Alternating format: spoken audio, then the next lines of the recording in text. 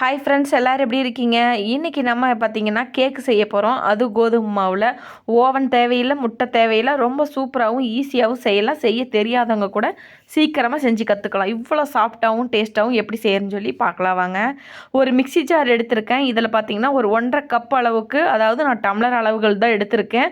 எந்த டம்ளர் எடுக்கிறனோ அதே டம்ளரில் தான் எல்லா அளவுகளும் எடுத்திருக்கேன்.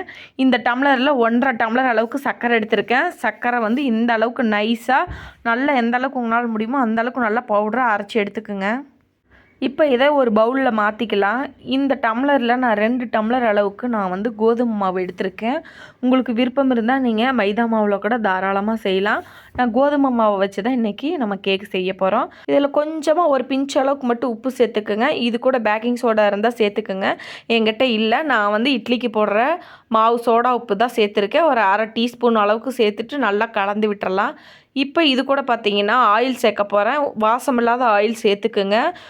சன்ஃப்ளவர் ஆயில் இருந்தால் ஒரு 1/2 டம்ளரு, நம்ம எடுத்துருக்கிற மெஷர்மெண்ட் டம்ளர் இருக்குது இல்லைங்களா, அந்த டம்ளரில் ஒரு 1/2 டம்ளர் அளவுக்கு ஆயில் சேர்த்து இப்படி நல்லா கலந்து விட்டுருங்க. கலந்து விட்டுட்டு நம்ம வந்து காய்ச்சி ஆற வச்சுருக்கிற பால் சேர்க்க போகிறோம். இதில் வந்து நம்ம தண்ணி சேர்க்க போகிறதில்ல.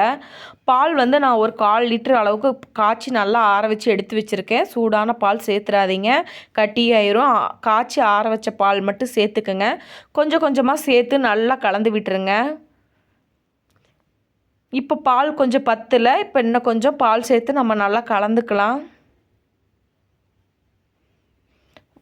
அதிகமாக ஊற்றிடாமல் கொஞ்சம் கொஞ்சமாக தேவைக்கு ஏற்ப ஊற்றி இப்படி கலந்து விட்டுருங்க. இன்னும் கூட கொஞ்சம் பால் சேர்த்து கலந்து விட்டுறலாம். ரொம்ப கெட்டியமாக இருந்ததுன்னா கேக் ரொம்ப இருகலாக இருக்கும். அதுக்கு தகுந்த மாதிரி நம்ம பார்த்து பக்குவமாக கலந்து விட்டுறணும். கலக்கும் போது ஒரே சைடாக கலங்க. இப்படி ரிவேர்ஸில் மாற்றி மாற்றி கலந்துடாதீங்க. இப்போ இந்த அளவுக்கு நம்மளுக்கு இருந்தால் போதும். இன்னும் கூட கொஞ்சம் இலக்கமாக இருந்தாலும் ஒன்றும் பிரச்சனை இல்லை. ரொம்ப கெட்டியமாக இல்லாமல் பார்த்துக்குங்க. உங்கள்கிட்ட வெண்ணிலா எசன்ஸ் இருந்தால் சேர்த்துக்குங்க. இல்லை அப்படின்னா ஒரு ஏலக்காய் கூட நம்ம சர்க்கரை பவுட்ரு பண்ணும்போது சேர்த்து பவுட்ரு பண்ணிக்கலாம். நான் எசன்ஸ் இருந்தங்காட்டி இப்போ கடைசியாக நான் எசன்ஸ் ஊற்றிக்கிட்டேன். கொஞ்சமாக சேர்த்துட்டு நல்லா அப்படி கலந்து விட்டுறலாம்.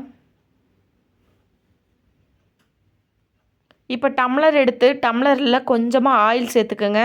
ஆயில் சேர்த்து இப்படி டம்ளரில் ஃபுல்லாக எல்லா பக்கமும் தடவி விட்டுருங்க. தடவி விட்டு இதில் பார்த்தீங்கன்னா கொஞ்சமாக கோதுமை மாவு தான் அப்படியே லைட்டாக வந்து டம்ளரில் ஃபுல்லாக எல்லா பக்கமும் சேர்க்க போகிறேன். அப்போ தான் நம்ம வந்து செய்ய போகிற கேக்கு நல்லா ஒட்டாமல் சூப்பராக வரும். இந்த மாதிரி டம்ளரில் நல்லா எல்லா பக்கமும் தட்டி விடுங்க. அப்போ தான் அந்த மாவு வந்து நல்லா டஸ்டாகி வரும். இந்த மாதிரி டம்ளர் முழுக்க வந்ததுக்கப்புறம் இதில் நம்ம ரெடி பண்ணி வச்சுருக்கிற கேக் மிக்ஸை ஊற்றிக்கலாம். ஒரு குழிக்கரண்டி அளவு எடுத்து நான் வந்து ஒரு 3/4 டம்ளர் அளவுக்கு ஊற்றிக்கிறேன். அதிகமாக ஊற்றிட்டிங்கன்னா கேக்கு பொங்கி கீழே ஊற்றிடும். முடிஞ்ச அளவுக்கு 1/2 டம்ளர் கூட ஊற்றிக்கலாம், தப்பு இல்லை. நான் 3/4 டம்ளர் அளவுக்கு ஊற்றிக்கிறேன். எனக்கு பார்த்திங்கன்னா நான் செஞ்ச அளவுகளில் இந்த மாதிரி 4 டம்ளர் போக ஒரு கப்பு, சின்னதாக ஒரு கப்பு அளவுக்கு வந்தது. கேக்கு இந்த மாதிரி ஊற்றி வச்சுட்டு டம்ளர் இப்படி நல்லா டேப் பண்ணி விடுங்க. நல்லா கீழே வந்து தட்டி விடுங்க. அப்போ தான் பபிள்ஸ் இருந்தாலும் ஏர் இருந்தாலும் அப்படியே வந்து கேப் இல்லாமல் ஃபில் ஆகும் கேக்கு. இப்போ நம்ம வந்து அடிக்கனமான பாத்திரம் இருந்தால் வச்சுக்கோங்க. நான் பாத்திரத்தில் வைக்கல, மண் சட்டி கொஞ்சம், இது வந்து அடிக்கனமான மண் சட்டி, அதனால் நான் இதில் வச்சுருக்கிறேன். இதில் வந்து கல்லுப்பு கொஞ்சம் போட்டுட்டு நல்லா ஹீட் அதுக்கப்புறம் ஒரு வளையம், இரும்பு வளையம் ஒன்று வச்சுட்டு அதுக்கு மேலே ஒரு தட்டு வச்சு இப்படி வந்து ஃப்ரீ ஹீட் பண்ணி நம்ம கேக்கு வேக வச்சிடலாம். எனக்கு இந்த மாதிரி ஒரு 5 டம்ளர் அளவுக்கு வந்தது. நான் வந்து டம்ளர் இல்லாதங்காட்டி ஒரு கப்பில் ஊற்றி எடுத்துக்கிட்டேன்.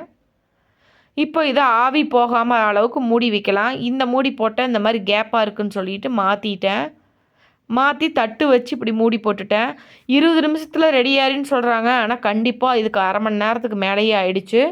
நல்லா வெந்து வந்ததுக்கப்புறம் இந்த மாதிரி வந்து ஒரு குச்சியோ இல்லையோ கத்தியோ வந்து கேக்கில் குத்தி பாருங்கள். ஒட்டாமல் வந்துச்சுன்னா கேக்கு வெந்துருச்சுன்னு அர்த்தம். அவ்வளவுதான்.